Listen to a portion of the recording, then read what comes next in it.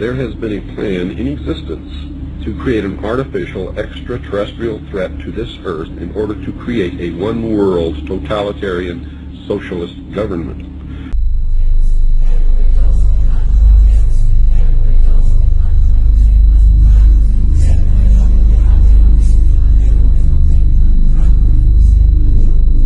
Well, to our total surprise, first of all, the government knew all about it.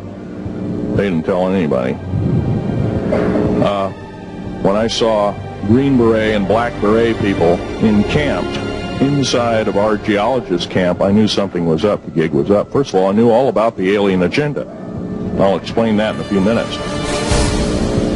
The large alien grays had been encamped there for, as best as believed possible, about 400 or 500 years.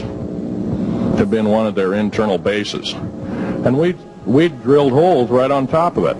All the stinking air, all the black sooty air came right out as soon as the first hole was sunk, and all this soot came up, and well, that's when it all the hell broke loose, really, all started. And there was a Green Beret that was right behind me that risked his life. In fact, he died.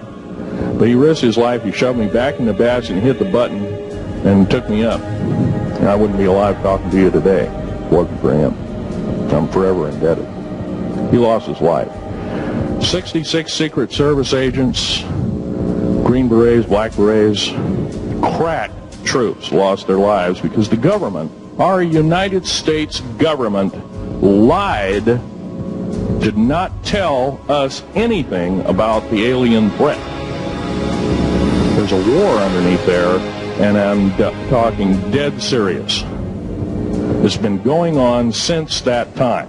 Since late August of 1979, our military, the Russian military, basically the militaries of the world, have been in constant conflict with the outer space alien. The small gray, the large gray, the reptilians. First of all, you say to yourself, why would let's say anyone deliberately crash saucers in Roswell, New Mexico, and then allow the bodies to be retrieved? What are these bodies, in fact? And it took me a long time to figure this out. And this is a theory, okay? There's a difference between the grays, the little guys, right, that we see that have now been enculturated with the big black slanted eyes that are about 4 feet tall, all right? Those, let's just call them the grays because pretty much everyone knows them as grays. But there's another creature which people and abductees talk about that they see on board the ships, and these are tall beings, and they assume different forms. Sometimes they can appear as reptilian, other times they can appear as insectoid, other times they can appear as Nordic. In other words, in my opinion, they're shapeshifters. Now, why would I say that? What backs it up? There's a scripture, once again, from our spiritual handbook, which says that basically fallen angels can appear as angels of light if they so choose. Okay. They can appear as angels of light if they so choose. That's a shapeshifter, but it shapeshifts. It can appear as whatever it wants to appear. Insectoid, reptilian. Who knows what the thing really looks like? In my opinion, it's probably a reptilian. So you make a list of hypotheses. This is obviously not the natural phenomenon, and the extraterrestrial explanation seemed to be the best one. Why shouldn't we know that there's got to be life throughout the universe? So why shouldn't it be able to come here, especially since there must be civilizations there that are thousands, if not millions of years ahead of us? But then, as you get more and more data, you realize that's not what the witnesses are describing. What the witnesses are describing is something that, in many cases, comes out of nowhere, disappears into nowhere. There are cases of objects becoming transparent on the spot, physical objects, material objects. And I have no question that people have said, well, Vallée doesn't believe this is physical. Well, of course it is physical. It's material at some times, but it can also change shape. It can also merge with other objects, and it can also disappear on the spot. Well, if it does that, then it could be from anywhere, anytime.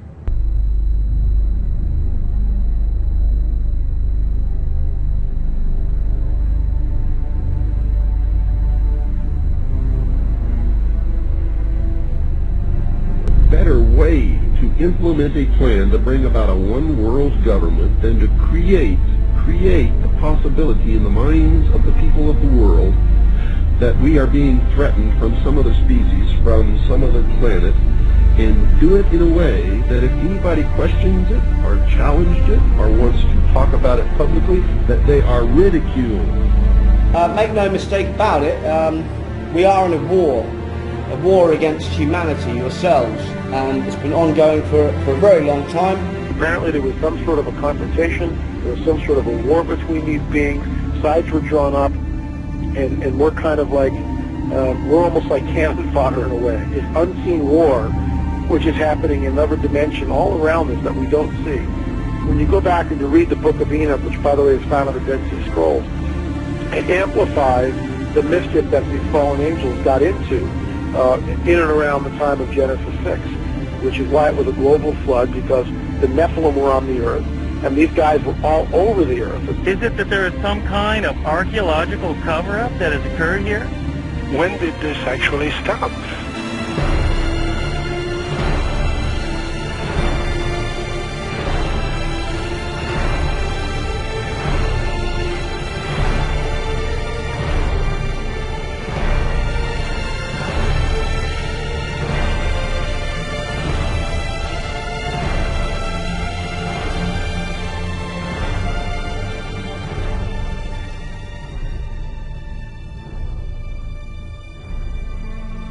If you follow the first level extraterrestrial theory, then ETs, discovered us when the atom bomb went off, and they came here to study us. Well, that's not what the data says. So when did it start? And I found, an enormous wealth of data going back to medieval times and even before. Of course, as you go back in history, you lose the cultural context, and it's harder to understand the data. But in medieval times, there were records, especially the records of the church, that were kept very, very carefully about strange phenomena. The skeptics are always saying, well, give us your best case and we'll take it apart. There is no such thing as one best case in any field. You have to look at an accumulation of cases and look for patterns, and then that's how the phenomenon reveals itself to you.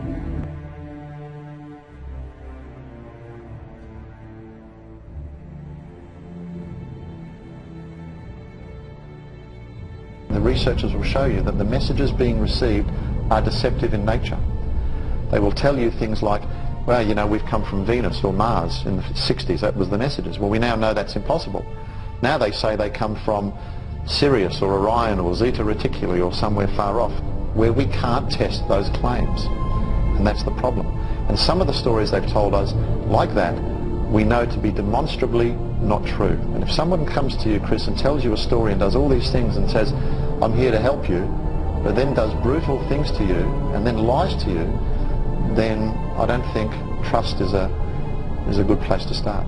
And for a long period of time, or for a period of time, I believed it was extraterrestrial. I now believe it is interdimensional, the phenomena. In other words, we're looking at so-called spirit beings from another dimension. And I back this up in the new book by equating it to ancient manuscripts where these beings manifested to human beings and what their reactions were, and then comparing it to reactions present day of people who have had encounters, and the similarities are striking. All the bombardment of the public with movies about flying saucers in the 50s, right after the United Nations Treaty was signed and the UN Participation Act was pushed through Congress, and all of the incidents since that have convinced the majority of the American people that flying saucers are real and extraterrestrials exist, and that flying saucers are from an extraterrestrial origin. This is being promulgated in many ways, by television commercials, in the movies, in the newspapers, by creating incidents either real or imagined. My point is this: what if the Greys are nothing more than some sort of a biological suit that enables the demons, let's say, to interface in this dimension? That's what I think the Greys are. That's why they're expendable. I'm thinking, I wonder if there's some sort of like a biological clone or some sort of a, you know, a body, if you will, that these demons can interface, inhabit, and then, of course, move about in this three-dimensional time-space continuum. The main point is that that term is used of angels, fallen angels. And the offspring of those fallen angels with human women has produced a hybrid called a Nephilim. In the Hebrew, the term means the fallen ones. Also, the term is gigantes, which doesn't mean giants.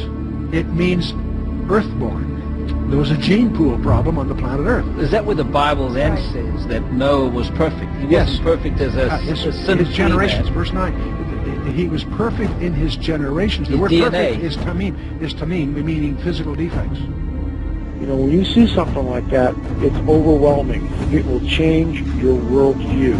And is that becoming great deception that ancient manuscripts warn us of?